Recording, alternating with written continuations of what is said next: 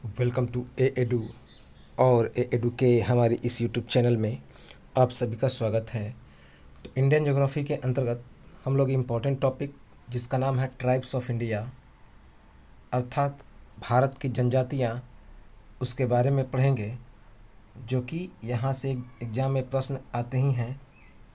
तो चलिए भारत की जनजातियों के बारे में पढ़ें, बहुत इम्पोर्टेंट है, यहाँ से एग्ज़ाम में प्रश्न आते हैं। तो भारत की जनजातियाँ, इंडियन ट्राइब्स। सबसे पहले जनजाति के बारे में समझें कि ये जनजाति या ट्राइब क्या है। तो जनजाति आदिवासियों के लिए इस्तेमाल होने वाला एक संवैधानिक पद है। तो आदिवासियों के लिए इस्तेमाल होने वाला एक संवैधानिक पद है जिसका वर्णन अनुच्छेद 366 के 25वें उपक्लॉज के तहत अनुच्छेद 342 में वर्णन है।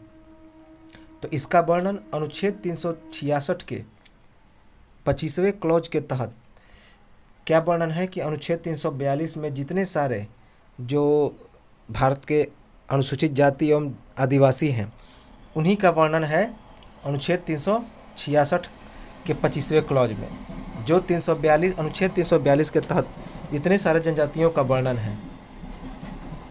भारत में 2011 की जनगणना के अनुसार कुल जनसंख्या का कितने प्रतिशत जनजाति हैं? 8.6%। तो भारत में जब 2011 की जनगणना हुई थी तो उसके कुल जनसंख्या का 8.6% क्या है?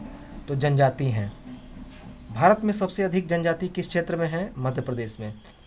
भारत में सबसे अधिक जनजाति की बात की जाए तो वो है मध्य प्रदेश, जो कि मध्य प्रदेश की कुल आबादी का 21% है। मध्य प्रदेश की कुल आबादी का 21%, अर्थात 1,53,16,784। 1,53,16,784 ये है मध्य प्रदेश की जो जनजातियों की संख्या, जो कि मध्य प्रदेश की कुल आबादी का 21% है। प्रतिशत के हिसाब से देखा जाए तो सबसे अधिक जनजाति वाला राज्य है मिजोरम, जहाँ पे 43% जो है आदिवासियों की जनजाति है। तो 43% के हिसाब से सबसे अधिक जनजाति वाला राज्य मिजोरम है, जहाँ पे 43% अर्थात 43% जनजाति है। भारत में प्रतिशतता के हिसाब से सबसे अधिक जनजाति वाला केंद्र शासित प्रदेश है लक्षद्वीप। तो प्रतिशतता के हिसाब से सबसे अधिक जनजाति वाला केंद्र शासित प्रदेश कौन है? लक्षद्वीप, जहाँ पे 94% जो है क्या है? तो जनजातियों की आबादी है 94%। 2011 की जनगणना के आधार पर भारत में जनजाति विहीन राज्य कौन कौन है, अर्थात जहाँ पे एक भी प्रकार की जनजाति नहीं है, वह कौन है? हरियाणा, चंडीगढ़, पंजाब, चंडीगढ़, दिल्ली और पुडुचेरी। तो 2011 की जनगणना के आधार पर जनजाति विहीन राज्य हैं पंजाब, हरियाणा, चंडीगढ़, दिल्ली और पुडुचेरी, अर्थात इन 5 राज्यों में एक भी जनजाति नहीं पाई जाती। 2011 की जनगणना के अनुसार भारत की सबसे बड़ी जनजातीय समुदाय कौन है? तो भील, याद रखेंगे भील है। जैसा कि एक किताब में लिखा गया है लूसेंट में,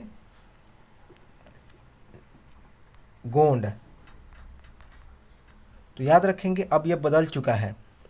नए आंकड़ों के अनुसार जो सबसे बड़ी जनजातीय समुदाय है वो है भील, जो कि पूरे देश में 17 मिलियन अर्थात 1.7 करोड़ है। 17 मिलियन अर्थात 1.7 करोड़ है।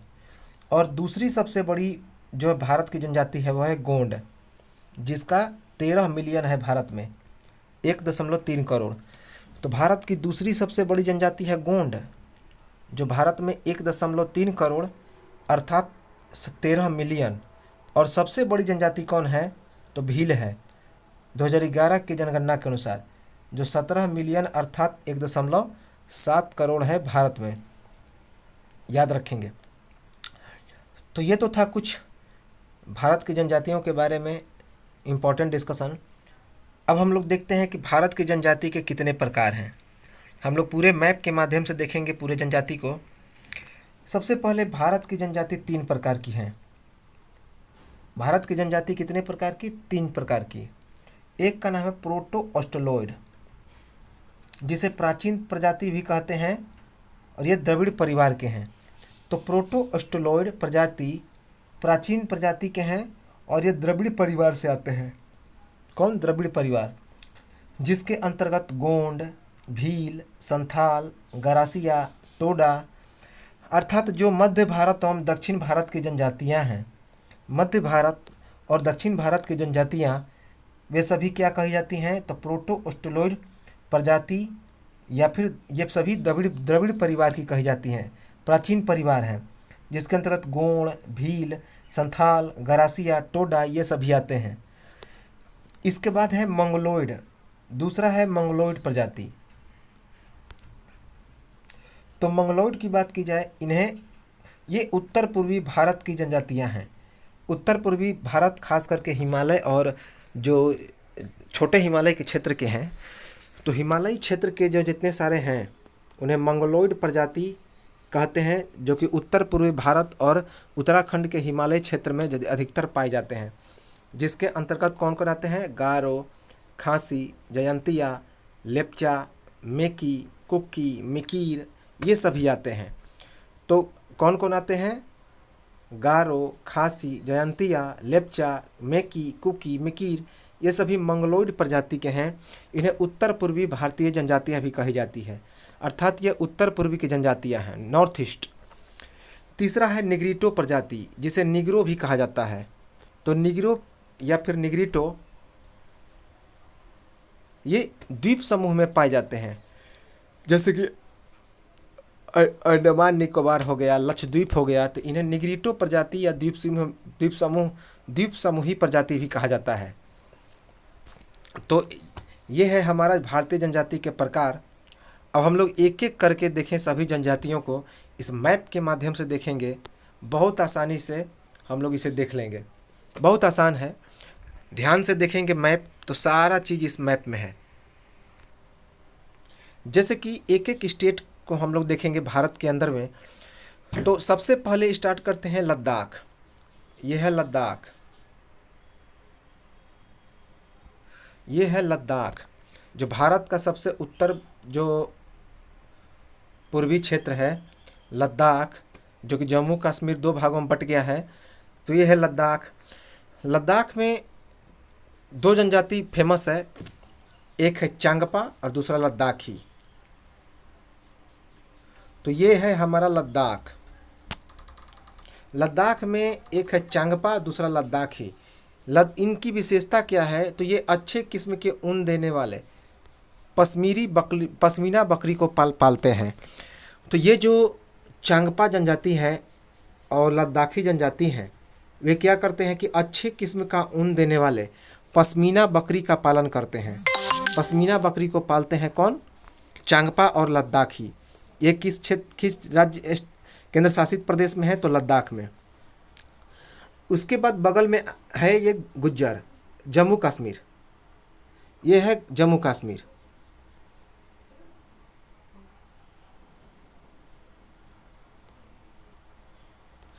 यहाँ पे है जम्मू कश्मीर। ये अब इस जम्मू कश्मीर में क्या है? तो गुज्जर जनजाति है और दूसरा है बक्कड़वाल।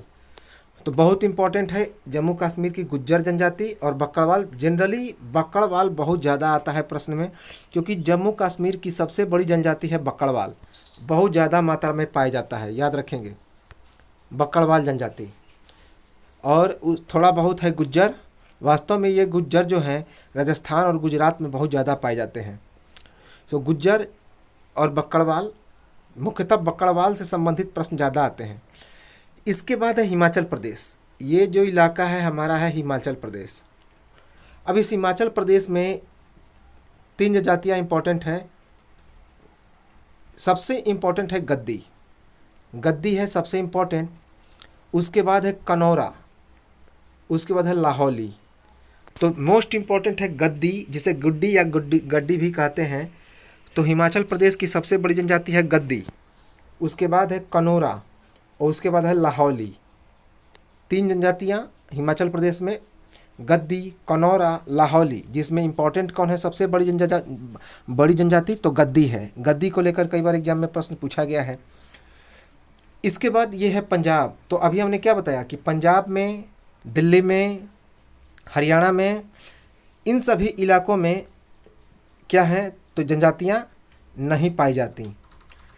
इन सभी इलाकों में जनजातियाँ नहीं पाई जाती। इसके बाद इसके बगल में आते हैं हम लोग, ठीक बगल में है उत्तराखंड। ये है उत्तराखंड। उत्तराखंड की बात की जाए तो उत्तराखंड की सबसे बड़ी जनजाति है थारू। ये है उत्तराखंड। यहाँ पे है उत्तराखंड।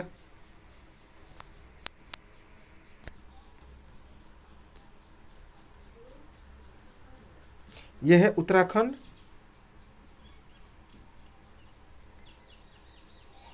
तो यहाँ की सबसे बड़ी जनजाति कौन है, थारू। सबसे इंपॉर्टेंट है थारू। यह भारत के तराई एवं स्वयं एवं नेपाल में निवास करते हैं। ये भारत के तराई क्षेत्र में एवं नेपाल में निवास करते हैं। और इनका मुख्य क्षेत्र कहाँ पे है, तो उत्तराखंड के नैनीताल जिले में। मुख्यतः यह उत्तराखंड के नैनीताल जिले में मिलते हैं। इनकी संख्या नेपाल में सर्वाधिक है। तो थारू जो जनजाति है सबसे अधिक कहाँ पे पाई जाती है, तो नेपाल में। नेपाल में इनकी जनसंख्या 17 लाख है। कितना, 17 लाख। उसके बाद है उत्तराखंड। उत्तराखंड में इनकी जनसंख्या 90,000 करीब है। उत्तराखंड में थारू जनजाति की जनसंख्या 90,000 के करीब है। उसके बाद उत्तराखंड की यह सबसे बड़ी जनजाति है। उत्तराखंड की यह सबसे बड़ी जनजाति है। 2011 के जनगणना से पहले उत्तराखंड की सबसे बड़ी जनजाति कौन थी, तो जौनसारी थी। लेकिन 2011 के जनगणना के बाद उत्तराखंड की सबसे बड़ी जनजाति कौन बन गई, तो थारू बन गई। और 2011 के जनगणना से पहले उत्तराखंड की सबसे बड़ी जनजाति जौनसारी थी। कौन, जौनसारी। अर्थात उत्तराखंड की दूसरी सबसे बड़ी जनजाति कौन हो गई, जौनसारी। ये जो थारू जनजाति हैं ये दीपावली त्यौहार को शोक के रूप में मनाते हैं। थारू जनजाति दीपावली त्यौहार को शोक के रूप में मनाते हैं। उसके बाद है उत्तराखंड की दूसरी जनजाति भोटिया। कौन है, भोटिया। ये उत्तराखंड की पहाड़ियों में निवास करते हैं। भोटिया जो हैं उत्तराखंड की पहाड़ियों में निवास करते हैं।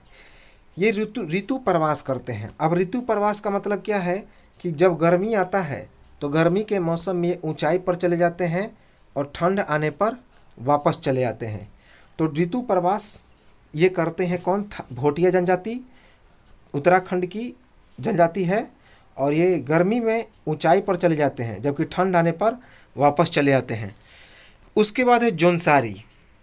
उसके बाद उत्तराखंड की दूसरी सबसे बड़ी जनजाति है जौनसारी। अब जौनसारी जो है उत्तराखंड की दूसरी सबसे बड़ी जनजाति है। तो उत्तराखंड की दूसरी सबसे बड़ी जनजाति कौन है, जौनसारी। इन जौनसारी में बहुविवाह प्रथा प्रचलित है। बहुविवाह का मतलब होता है कि एक पति कई सारे पत्नियों से शादी करते हैं, अर्थात एक पुरुष कई सारे महिलाओं से शादी करते हैं। तो बहुविवाह प्रथा प्रचलित है किसमें, जौनसारी में। इसके बाद है बुक्सा। इसके बाद है उत्तराखंड में बुक्सा जनजाति। इस बुक्सा जनजाति की खासियत है ये अनुलोम प्रतिलोम विवाह करते हैं। इनमें अनुलोम प्रतिलोम विवाह प्रचलित है। अनुलोम प्रतिलोम विवाह का मतलब क्या होता है, अनुलोम प्रतिलोम विवाह का मतलब होता है कि यदि महिलाएं निम्न जाति की हैं तो पुरुष उच्च जाति की होंगी, अगर पुरुष उच्च जाति के हैं तो महिलाएं निम्न जाति की होंगी। तो अनुलोम विलोम विवाह प्रचलित है किसमें, बुक्सा जनजाति में। इसके बाद है खास। इसके बाद कौन है, उत्तराखंड की एक और जनजाति है खास, जो जौनसर बाबर क्षेत्र में पाए जाते हैं। कहाँ पे, जौनसर बाबर क्षेत्र में। इसके बाद है थारू। इसके बाद है कोय। और कौन कौन जनजाति है, तो कोय, नीति, मारा और भोट। तो कोय, नीति, मारा और भोट ये सभी भी उत्तराखंड में पाए जाते हैं। इसके बाद अब हम लोग आते हैं किस पे, तो उत्तराखंड के नज़दीक है उत्तर प्रदेश। यह है उत्तर प्रदेश।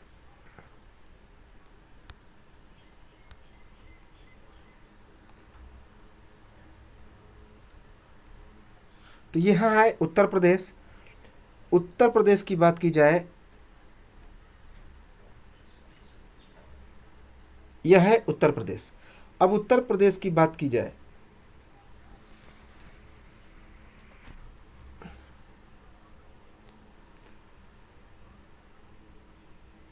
तो उत्तर प्रदेश में है थारू जनजाति। कौन है? थारू जनजाति। तो उत्तर प्रदेश में भी थारू जनजाति पाई जाती है। इनकी जनसंख्या उत्तर प्रदेश में कितना है? तो 1 लाख है। उत्तर प्रदेश में इनकी जनसंख्या 1 लाख है। अभी हमने क्या बताया कि सबसे ज़्यादा थारू जनजाति किस में पाया जाता है? नेपाल में, जहाँ पे इनकी जनसंख्या 17 लाख के करीब है।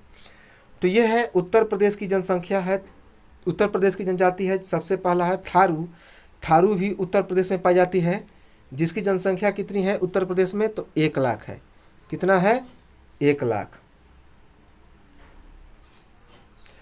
उसके बाद गोंड। उत्तर प्रदेश की सबसे बड़ी जनजाति है गोंड। उत्तर प्रदेश की सबसे बड़ी जनजाति है गोंड, जिसकी जनसंख्या उत्तर प्रदेश में कितनी है? तो 5 लाख। कितनी है? 5 लाख। और चूंकि इसके पहले उत्तर भारत की सबसे बड़ी जनजाति कौन थी? तो गोंड ही थी। लेकिन 2011 के जनगणना के अनुसार भारत की सबसे बड़ी जनजाति कौन हो गई? भील हो गई। लेकिन उत्तर प्रदेश की सबसे बड़ी जनजाति कौन है? तो गोंड है, जिसकी जनसंख्या उत्तर प्रदेश में 5 लाख है। इसके बाद है खरवार। इसके बाद है उत्तर प्रदेश की दूसरी जनजाति है खरवार। ये क्रोधी प्रवृत्ति के होते हैं और शारीरिक रूप से मजबूत होते हैं। तो खरवार जनजाति ये क्या होते हैं? तो क्रोधी प्रवृत्ति के होते हैं और शारीरिक रूप से मजबूत होते हैं, खरवार। इसके बाद है उत्तर प्रदेश में एक और जनजाति भोटिया। कौन है? भोटिया। उत्तर प्रदेश की एक और जनजाति है भोटिया। तो ये तो था उत्तर प्रदेश की जनजाति। अब हम लोग आते हैं उत्तर प्रदेश के बगल में बिहार। उत्तर प्रदेश के बगल में कौन है? बिहार। तो बिहार में बहुत कम जनजातियां पाई जाती हैं। ये है हमारा प्यारा बिहार।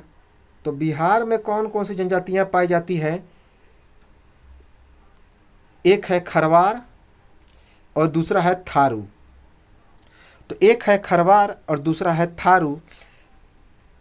थारू जो है बिहार में, इसकी जनसंख्या 1.5 लाख करीब है। बिहार में थारू की जनसंख्या 1.5 लाख के करीब है। तो बिहार में थारू की जनसंख्या कितनी है? 1.5 लाख के करीब है। तो याद रखेंगे कि तीसरे नंबर पर थारू जनसंख्या जो है सबसे ज़्यादा कहाँ पे है? तो बिहार में है, 1.5 लाख के करीब। इसके बाद इसके बगल में है कौन? तो झारखंड। अब यहाँ पे जो झारखंड है, इसके बारे में ध्यान देंगे। ये बहुत ज़्यादा यहाँ पे पाई जाती है यहाँ पे बहुत ज़्यादा पाई जाती हैं कौन? तो जो जनजातियाँ हैं बहुत सारी पाई जाती हैं। तो इसे हम लोग देखें झारखंड के बारे में।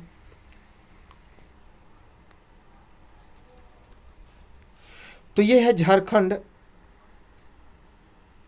झारखंड में कौन कौन सी है? सबसे पहला है संथाल। संथाल जो है यह झारखंड की सबसे बड़ी जनजाति है। झारखंड की सबसे बड़ी जनजाति है कौन? संथाल। याद रखेंगे, झारखंड की सबसे बड़ी जनजाति कौन है? संथाल है।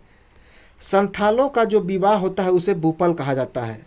संथालों के विवाह को क्या कहा जाता है? तो बूपल कहा जाता है। ये संथाल पुजारी को क्या कहते हैं? तो नायक कहते हैं। ये जो संथाल हैं वे पुजारी को नायक कहते हैं। दूसरी है उरांव। दूसरी कौन है? उरांव। उरांव जो है झारखंड की एक ऐसी जनजाति है जो कुरुख भाषा बोलते हैं। तो कौन सी भाषा बोलते हैं? उरांव कुरुख भाषा। इसीलिए इसे कुरुख जनजाति भी कहा जाता है। कौन? कुरुख जनजाति। इसके बाद है हो। झारखंड की तीसरी जनजाति कौन है? हो। हो जो है छोटा नागपुर क्षेत्र में निवास करते हैं। ये हो छोटा नागपुर क्षेत्र में निवास करते हैं। और इसके बाद इनमें अंडी और ओपोरतिप विवाह प्रचलित है। अंडी का मतलब होता है बातचीत के द्वारा विवाह। अंडी का मतलब होता है क्या? बातचीत के द्वारा विवाह। तो हो जनजाति जो है झारखंड में के एक बहुत अच्छी बड़ी जनजाति है।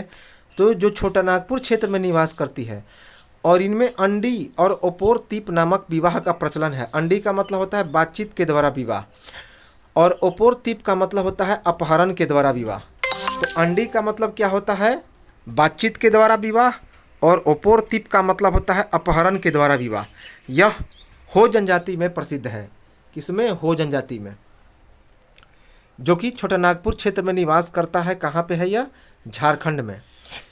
इसके बाद झारखंड की और जनजाति की बात की जाए तो वो है मुंडा। कौन है? मुंडा। मुंडा जो है छोटा नागपुर क्षेत्र में निवास करते हैं। याद रखेंगे ये कहाँ पे है? तो छोटा नागपुर क्षेत्र में निवास करते हैं। उरांव, हो, मुंडा के द्वारा सरहुल, फाग, भाग ये सभी त्यौहार मनाए जाते हैं।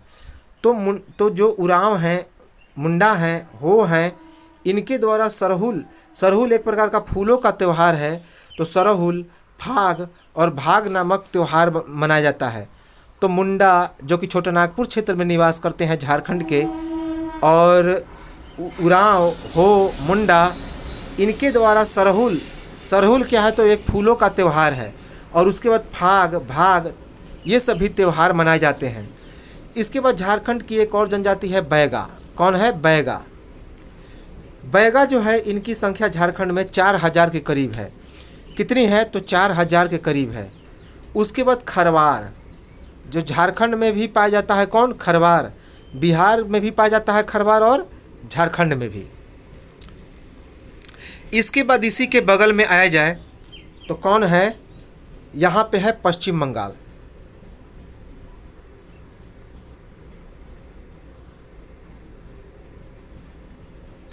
यह है पश्चिम बंगाल। अब पश्चिम बंगाल की बात की जाए तो पश्चिम बंगाल की है संथाल। पश्चिम बंगाल की जनजाति कौन है? तो वो है संथाल। पश्चिम बंगाल में भी संथाल जनजाति पाए जाते हैं।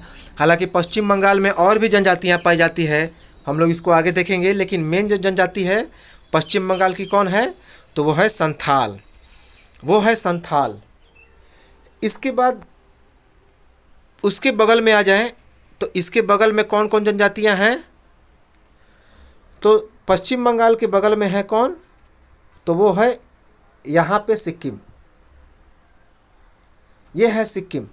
सिक्किम में दो बहुत महत्वपूर्ण पाए जाते हैं जनजातियाँ। एक का नाम है लेप्चा और दूसरे का नाम है भोटिया। लेप्चा और भूटिया, भोटिया और भूटिया में कन्फ्यूजन नहीं होना है। भोटिया अलग है, भूटिया अलग है। भोटिया जो है वह उत्तर प्रदेश में पाया जाता है, जबकि भूटिया सिक्किम में। तो सिक्किम में कौन कौन सी जनजाति है? लेप्चा और भूटिया, और तीसरी है लिम्बू। तो याद रखेंगे सिक्किम में लिम्बू, लेप्चा और भूटिया। लेप्चा जो है सिक्किम की सबसे बड़ी जनजाति है। लेप्चा सिक्किम की सबसे बड़ी जनजाति है। और सिक्किम की अन्य जनजातियाँ कौन कौन है? तो भूटिया और लिम्बू। भूटिया और लिम्बू, जैसे कि भाईचुंग भूटिया है ना, फुटबॉलर, तो भाईचुंग भूटिया भी क्या है? तो एक प्रकार के जनजातीय समुदाय के व्यक्ति हैं। तो लेप्चा जो कि सिक्किम की सबसे बड़ी जनजाति है, उसके बाद भूटिया और लिम्बू, ये कहाँ की जनजातियाँ हैं? तो सिक्किम की। अब हम लोग आ जाएं उसके बगल में कौन? अरुणाचल प्रदेश। ये जो इलाका है ये अरुणाचल प्रदेश का है। तो अरुणाचल प्रदेश की सबसे बड़ी जनजाति है डफला। कौन है? डफला। अरुणाचल प्रदेश की सबसे बड़ी जनजाति कौन है? तो डफला है। याद रखेंगे। हालांकि अरुणाचल प्रदेश में नागा जनजाति भी पाई जाती है कुछ मात्रा में, और भी है, तो हम लोग आगे इसे देख लेंगे। तो अरुणाचल प्रदेश की सबसे बड़ी जनजाति है डफला। उसके बाद ये है असम। उसके बाद यहाँ पे है असम। असम की बात की जाए तो असम में दो बड़ी जनजातियाँ पाई जाती हैं, जहाँ से लेकर एग्जाम में कई बार प्रश्न बन भी चुके हैं। एक है अहोम, दूसरा है बोडो। तो अहोम है और दूसरा है बोडो। तो असम की दो बड़ी जनजातियाँ हैं, अहोम और बोडो। इन दोनों को लेकर भी एग्जाम में कई बार पूछा गया है। तो असम की दो जनजातियां हैं, अहोम और बोडो। इसके बाद यहाँ पे आया जाए तो ये है नागालैंड। ये है नागालैंड। नागालैंड में सबसे बड़ी जनजाति है नागा। नागालैंड की सबसे बड़ी जनजाति कौन है? तो नागा जनजाति है। उसके बाद है ये मणिपुर। यहाँ पे है मणिपुर। अब मणिपुर में कई जनजातियाँ पाई जाती है। जिसमें कुकी, मेकी या मेठी, उसके बाद अंगामी। कुकी, मेठी, अंगामी, मेठी को मेकी भी कहा जाता है। तो कुकी, मेकी, अंगामी, जिसमें कुकी और मेकी सबसे ज़्यादा बड़ी जनजातियां हैं। मणिपुर की सबसे बड़ी जनजातियां कुकी और मेकी, इसको लेकर एग्जाम में कई बार प्रश्न आ चुके हैं। उसके बाद भी और जनजातियां हैं जैसे कि अंगामी। तो कुकी, मेकी और अंगामी मणिपुर की जनजातियां हैं। उसके बाद यहाँ पे यह है हमारा मिजोरम, और यहाँ पे है त्रिपुरा। ये छोटा सा है त्रिपुरा, ये छोटा सा है त्रिपुरा। तो त्रिपुरा की बात की जाए तो त्रिपुरा में दो जनजातियाँ पाई जाती हैं, एक लुसाई और दूसरा मिजो। एक लुसाई और दूसरा मिजो। तो त्रिपुरा जो है ये है त्रिपुरा। तो इस त्रिपुरा में लुसाई और मिजो दो बड़ी जनजातियां पाई जाती है। हालांकि ये जो लुसाई है ये मिजोरम और त्रिपुरा के बॉर्डर पे पाए जाते हैं, बड़ी जनजाति है मिजोरम की। उसके बाद मिजो, मिजो जो है मिजोरम की सबसे बड़ी जनजाति है। तो ये तो आसान है, नाम याद रखना। उसके बाद ये जो इलाका है ये है मिजोरम का।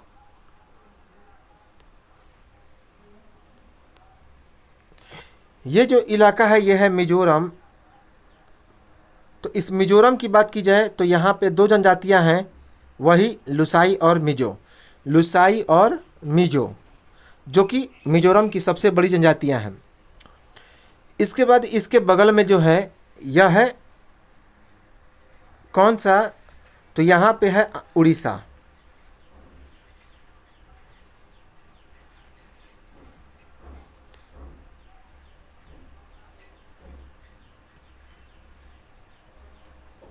तो उड़ीसा की बात की जाए तो उड़ीसा में खरवार जनजाति पाई जाती है। उड़ीसा में भी खरवार जनजाति पाई जाती है।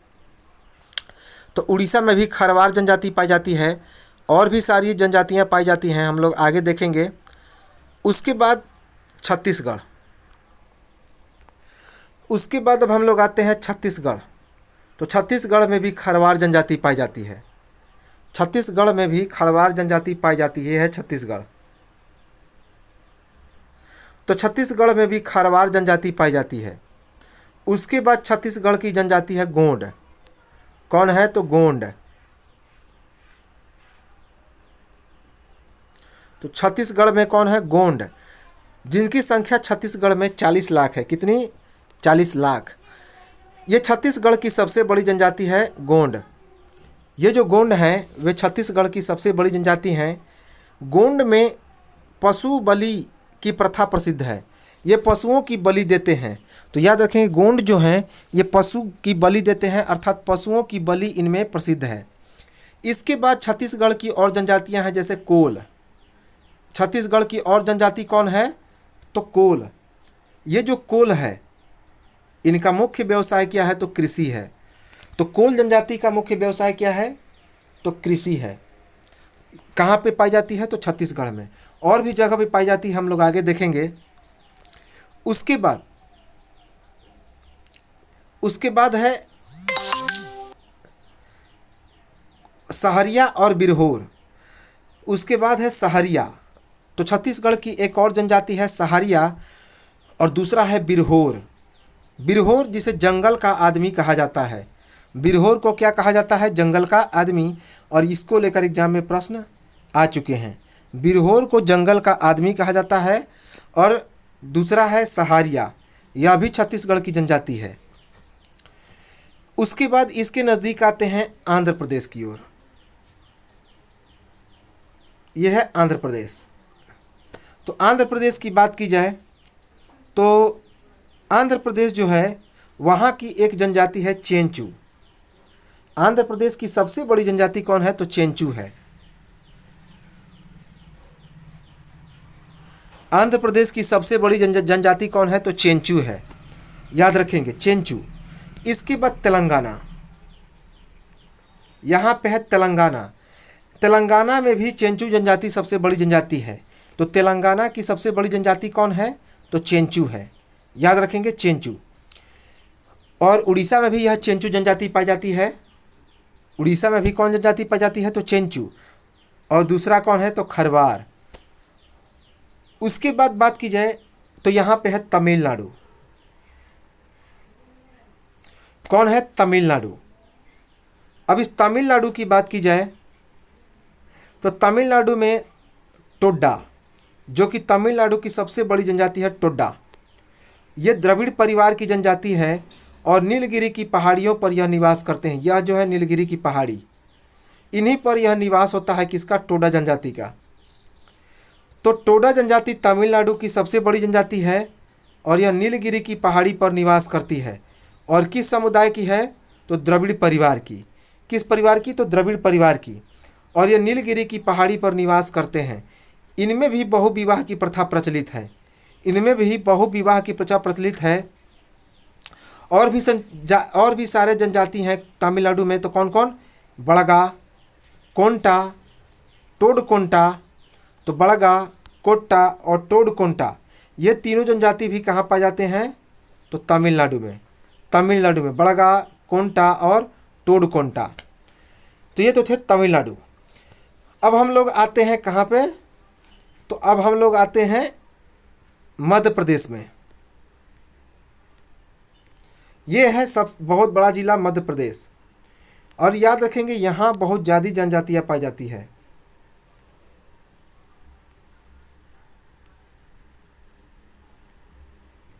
तो ये है मध्य प्रदेश। अब मध्य प्रदेश की बात की जाए तो मध्य प्रदेश का ये रास्ता है।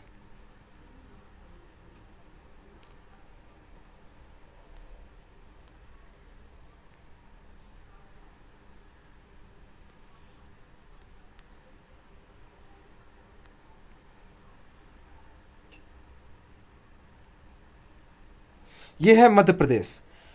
अब है मध्य प्रदेश जो है इसकी जनजाति किस परिवार की है? तो द्रविड़ परिवार की। मध्य प्रदेश की जो जनजाति है वह भी द्रविड़ परिवार की है। यहाँ पे कौन जनजाति पाई जाती है? तो भील। यह भील मध्य प्रदेश की सबसे बड़ी जनजाति है, साथ ही साथ भारत की भी यह सबसे बड़ी जनजाति है। तो मध्य प्रदेश की सबसे बड़ी जनजाति कौन है? भील। और यह जो भील है यह भारत की भी सबसे बड़ी जनजाति है, याद रखेंगे, भारत की भी सबसे बड़ी जनजाति है। उसके बाद इनमें घूमर नृत्य प्रचलित है। तो ये जो भील जनजातियां हैं इनमें घूमर नृत्य प्रचलित है। घूमर, कौन सा नृत्य? घूमर नृत्य। मध्य प्रदेश में इनकी संख्या 6 लाख के करीब है, 6 मिलियन है। तो मध्य प्रदेश में इनकी संख्या करीब करीब 6 मिलियन के करीब है। याद रखें कितनी है? 6 मिलियन। इसके बाद अगली जनजाति है मध्य प्रदेश की गोंड। कौन है? गोंड। मध्य प्रदेश में इनकी जनसंख्या 50 लाख के करीब है। कितना है गोंड मध्य प्रदेश में? तो 50 लाख। 50 लाख। इसके बाद है सहारिया। इसके बाद कौन है मध्य प्रदेश में एक और जनजाति? सहारिया।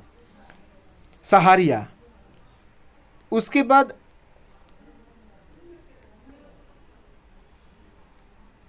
सहारिया।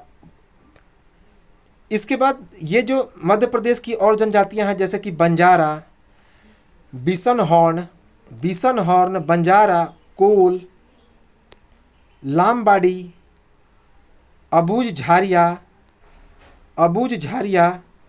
उसके बाद मुरिया और असूर। तो और कौन कौन सी जनजातियां हैं मध्य प्रदेश की?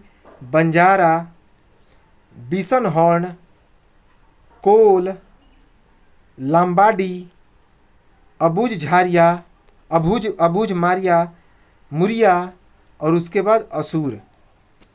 उसके बाद है असूर।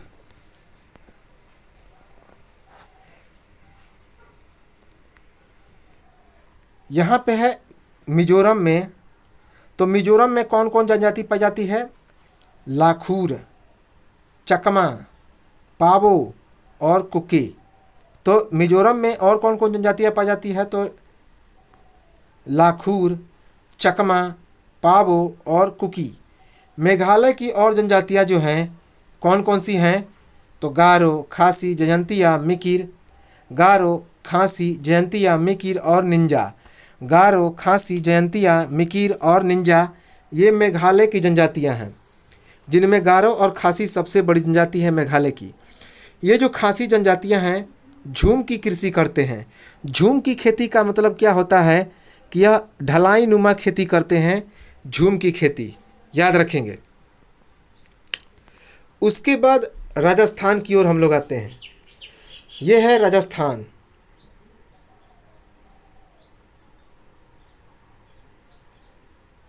यहाँ पे यह है राजस्थान।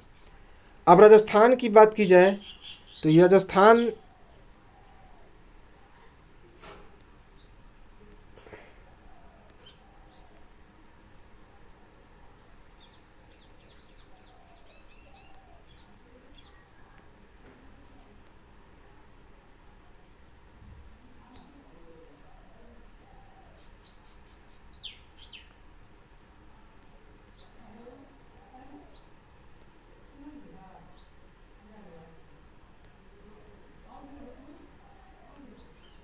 तो राजस्थान में कौन कौन सी जाति पाई जाती है? पहला है भील। भील कौन है? भील। ये जो भील है राजस्थान की सबसे बड़ी जनजाति है। राजस्थान की सबसे बड़ी जनजाति है भील, और यह देश में सबसे बड़ी भील, तीसरी सबसे बड़ी भील जनजाति पाई जाती है। कहाँ पे? तो राजस्थान में। तो देश में भील जो है सबसे ज़्यादा तीसरे नंबर पर कहाँ पाया जाता है? तो राजस्थान में। और राजस्थान की यह सबसे बड़ी जनजाति है भील। इसके बाद राजस्थान में पाया जाता है सहारिया। कौन कौन? सहारिया, कोली, सांसी। सहारिया, कोली, सांसी। और एक बात याद रखें कि जो भील है इनकी संख्या राजस्थान में 4 लाख है। कितनी है? तो 4 लाख है। ये सभी आंकड़े 2011 के जनगणना के अनुसार है। तो इनकी संख्या कितनी है? तो 4 लाख है भील जनजाति की। कहाँ पे? राजस्थान में।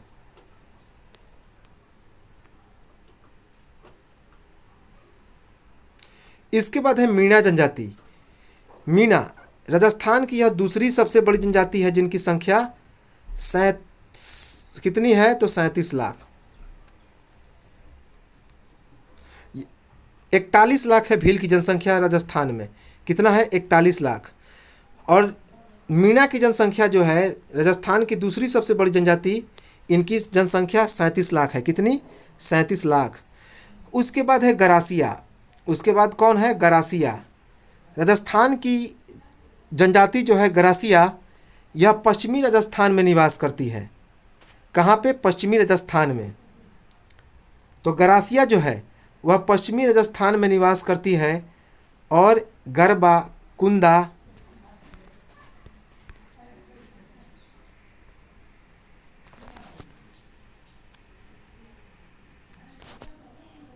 तो ये गरबा, कुंदा जैसे नृत्य करके पैसा कमाते हैं।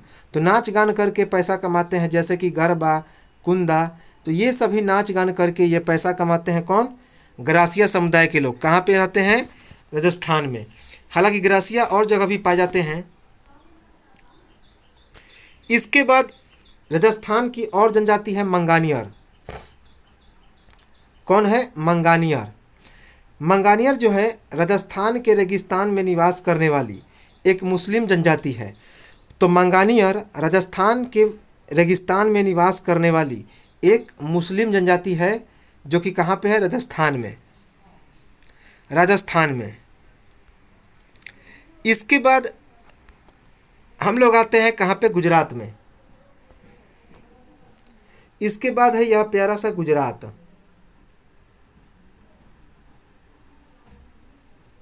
यह है गुजरात। तो गुजरात में कौन जनजाति पाई जाती है? एक तो भील पाई जाती है। कौन? भील। यह भील गुजरात में भी। और कोली। कौन? कोली। उसके बाद पटेलिया, डाफर, टोडिया और बंजारा। तो गुजरात में जनजाति जो पाई जाती है कौन कौन? कोली, भील, पटेलिया, डाफर। डाफर जो है यह गुजरात की सबसे बड़ी जनजाति है। कौन? डाफर। इसके बाद टोडिया, बंजारा, ये सभी भी जनजातियां कहाँ पे पाई जाती हैं? तो गुजरात में। गुजरात में। उसके बाद ये है महाराष्ट्र।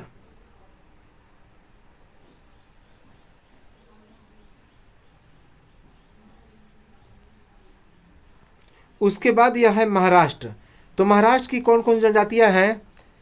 बार्ली, चित्तरपावन, अंबुका, बंजारा और कोली। तो महाराष्ट्र की कौन कौन सी जनजातियां हैं? तो बारनली, कोली, चित्तपावन, अंबुका और बंजारा। इसके बाद सबसे अंतिम में है केरल। तो यहाँ पे है तमिलनाडु। केरल में यह है केरल। केरल की बात की जाए तो केरल की में चेंचू जनजाति पाई जाती है। कि कौन सी? चेंचू। चेंचू। और अभी हमने क्या बताया कि चेंचू जो है वह आंध्र प्रदेश और तेलंगाना की सबसे बड़ी जनजाति है। तो केरल में भी पाया जाता है यह चेंचू, केरल में भी पाया जाता है। अब हम लोग को देखते हैं कि केरल में और कौन किस जनजातियाँ पाई जाती है। तो केरल की और जनजातियाँ हैं कादर, मोपला, इरुला और पनियान। तो कादर, मोपला, इरुला और पनियान यह भी केरल की जनजातियाँ हैं। यह भी कहाँ की जनजातियाँ हैं? तो केरल की जनजातियाँ हैं। इम्पॉर्टेंट है, दिमाग में नोट कर लेंगे। अब हम लोग आते हैं कहाँ पे? तो अब हम लोग आते हैं इस अंडमान निकोबार पे। ये जो है अंडमान निकोबार, तो इस अंडमान निकोबार पे हम लोग आते हैं। तो अंडमान निकोबार में कौन कौन सी? एक तो है जारवा, दूसरा है अंडमानी, तीसरा है ओज, चौथा है निकोबारी, पांचवा है सैम्पेन, छठा है सेंटलीज। ये सभी कौन सी? निग्रिटो जनजाति की हैं। कौन सी जनजाति? निग्रिटो या निग्रो जनजाति की। तो जारवा, अंडमानी, उसके बाद ओज, निकोबारी, सैम्पेन।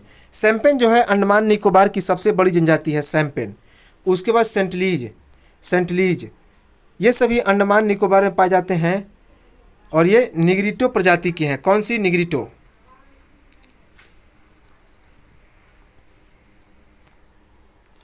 इसके बाद बात की जाए कि ये जो जारवा है,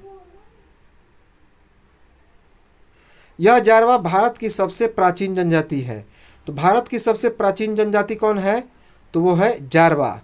कौन है? जारवा, जो कि 5000 वर्ष पुरानी है। तो जारवा जनजाति भारत अंडमान निकोबार की भारत की सबसे प्राचीन जनजाति है। सबसे प्राचीन जनजाति है जो लगभग 5000 वर्ष पुरानी है। वर्तमान में इनकी जनसंख्या बहुत कम हो गई है, 250 से लेकर 400, 250 से लेकर 400 की जनसंख्या हो गई है। हालांकि भारत की सबसे प्राचीन जनसंख्या गोंड को माना जाता है, लेकिन बात की जाए अंडमान निकोबार की तो वह सबसे प्राचीन जो जनजाति है वह है कौन? तो जारवा। इनकी जनसंख्या भारत में बहुत कम है, 250 से लेकर 450, 250 से लेकर 450। तो लगभग हम लोगों ने सभी को देख लिया है। तो इस प्रकार हम लोगों ने सभी को देख लिया। अब हम लोग आते हैं कुछ और इम्पोर्टेंट फैक्ट को लेकर और जनजातियों को लेकर, जैसे कि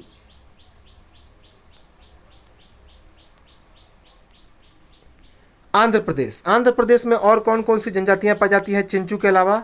तो कौड़हस, स्वापारा, गदसी और गोंड।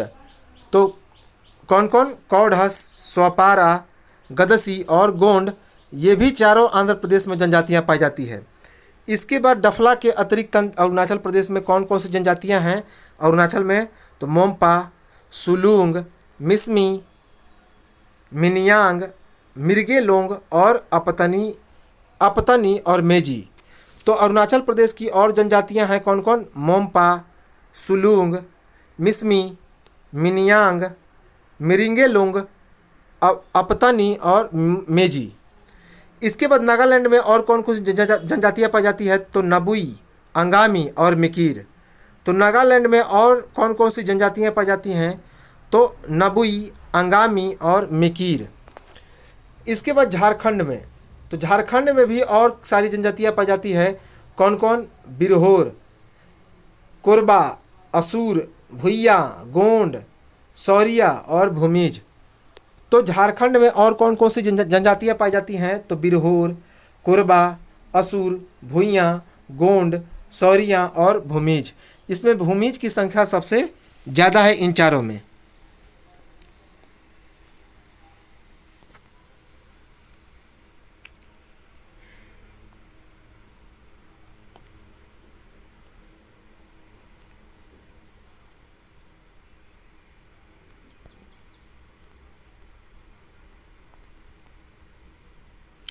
इसके बाद बात की जाए तो उड़ीसा, उड़ीसा में भी और कौन कौन सी जनजातियाँ पाई जाती है?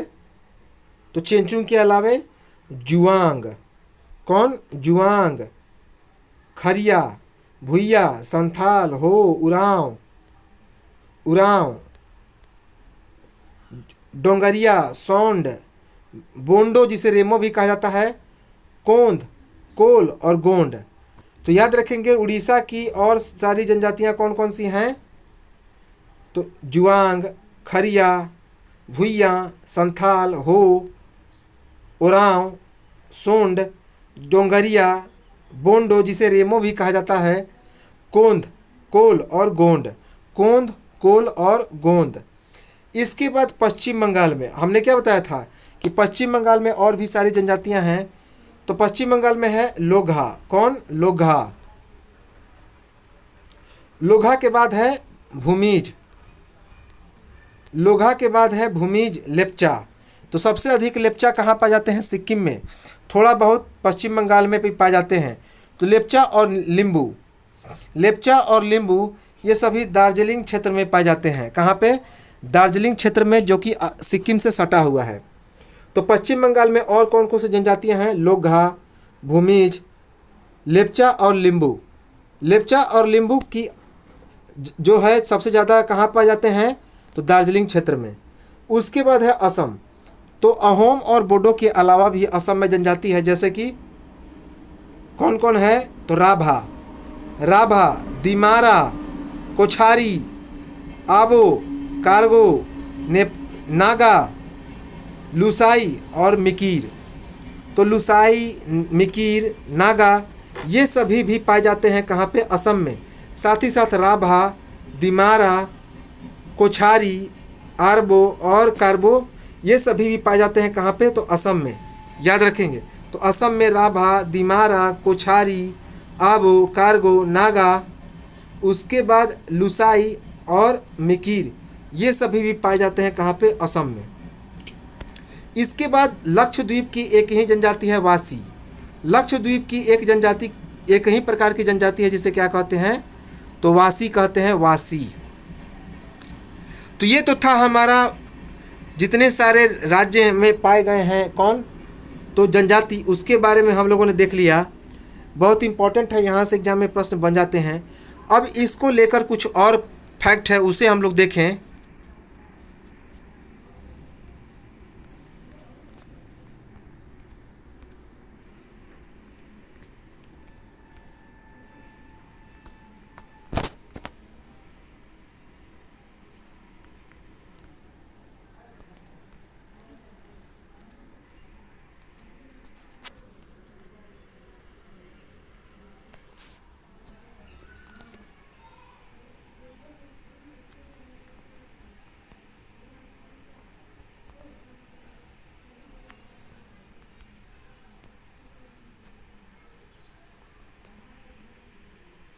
तो उसे हम लोग देखें।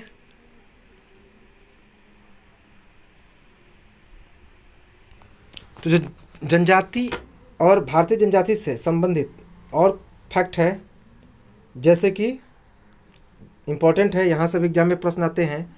तो जनजाति एवं भारतीय जनजाति से संबंधित अन्य तथ्य। जीवन की उत्पत्ति आदि सागर में आर्कियोजोइक ईरा में हुई थी। तो जीवन की उत्पत्ति कब माना जाता है? तो जीवन की उत्पत्ति आदि सागर में आर्कियोजोइक ईरा में हुई थी। आर्कियोजोइक ईरा में। भारत आने वाला सबसे पहला जनजातीय समूह कौन था? तो निग्रिटो था, निग्रो था। भारत आने वाला सबसे पहला जनजातीय समूह निग्रिटो या निग्रो था। भारत आने वाला सबसे अंतिम जनजातीय समूह कौन था? तो उत्तर पश्चिम भारत के लोग, जिन्हें नॉर्डिक कहा जाता है। तो भारत आने वाला सबसे अंतिम जनजातीय समूह कौन था? तो नॉर्डिक था। जो कि उत्तर पश्चिम भारत के लोग थे। हड़प्पा संस्कृति की शुरुआत किसके द्वारा हुई? तो प्रोटो ऑस्ट्रेलॉइड और भूमध्य सागरीय प्रजाति के द्वारा। तो हड़प्पा सभ्यता की शुरुआत किसके द्वारा हुई? प्रोटो ऑस्ट्रेलॉइड और भूमध्य सागरीय प्रजाति के द्वारा। निग्रिटो प्रजाति जो हैं वे कुछ मात्रा में त्रावणकोर और कोचीन की पहाड़ियों में भी निवास करते हैं। तो जो निग्रिटो प्रजाति हैं कुछ मात्रा में त्रावणकोर और कोचीन की पहाड़ियों में भी निवास करते हैं। उसके बाद भूमध्य सागरीय प्रजाति। भूमध्य सागरीय प्रजाति ये उत्तर भारत की उच्च जातियां हैं। तो भूमध्य सागरीय प्रजाति कौन है? उत्तर भारत की उच्च जातियों को भूमध्य सागरीय प्रजाति कहा जाता है। इसके बाद मंगलोइड जो हैं ये अमेरिका के मूल निवासी हैं। मंगलोइड अमेरिका के मूल निवासी हैं और कुछ मात्रा में ये लेह लद्दाख में भी निवास करते हैं। तो कुछ मात्रा में कहाँ पे? लेह लद्दाख में भी निवास करते हैं। जनजातीय विकास विभाग भारत सरकार के अनुसार भारत में जनजातीय समुदायों की संख्या लगभग कितनी है? तो 550। कितनी है? 550। तो जनजातीय विकास विभाग भारत सरकार के अनुसार भारत में जनजातीय समुदायों की संख्या है 550। भारत की सर्वाधिक प्राचीन जनजाति है गोंड। भारत की सर्वाधिक प्राचीन जनजाति कौन है? तो गोंड। आदिवासियों का मसीहा किसे कहा जाता है? तो ठक्कर बापा को। ठक्कर बापा को आदिवासियों का मसीहा कहा जाता है। राष्ट्रीय अनुसूचित जनजाति आयोग अनुच्छेद 338 क की स्थापना कब हुई? तो संविधान के 89वें संविधान संशोधन 2003 में। और इसके प्रथम अध्यक्ष कौन बने? यूएस ढेबर। तो राष्ट्रीय अनुसूचित जनजाति आयोग जिसका वर्णन अनुच्छेद 338 के क में है, इसकी स्थापना संविधान के 89वें संविधान संशोधन 2003 के तहत हुई और इसके प्रथम अध्यक्ष बने यूएस ढेबर। जो नायर जनजाति है उनमें परिदर्शक पति की अवधारणा प्रचलित है, अर्थात विजिटिंग हस्बैंड, घूमते घामते शादी कर लेना। तो नायर जनजाति में परिदर्शक पति अर्थात विजिटिंग हस्बैंड की अवधारणा प्रचलित है, अर्थात घूमते घामते शादी कर लेना। जनजातियों की शैक्षणिक संस्था क्या कही जाती है? युवा गृह। जनजातियों की शैक्षणिक संस्था युवा गृह कही जाती है। चांगपा और जो चंपा जनजाति है जो कि लद्दाख में पाई जाती है, ये अर्ध खानाबदोश तिब्बती समुदाय के लोग हैं जिन्हें भारत सरकार ने जनजाति के रूप में शामिल कर लिया। तो ये जो चांगपा या चंपा जनजाति के लोग हैं ये अर्ध खानाबदोश तिब्बती समुदाय के लोग हैं। इन्हें भारत सरकार ने किस में शामिल कर लिया? तो जनजाति समूह में।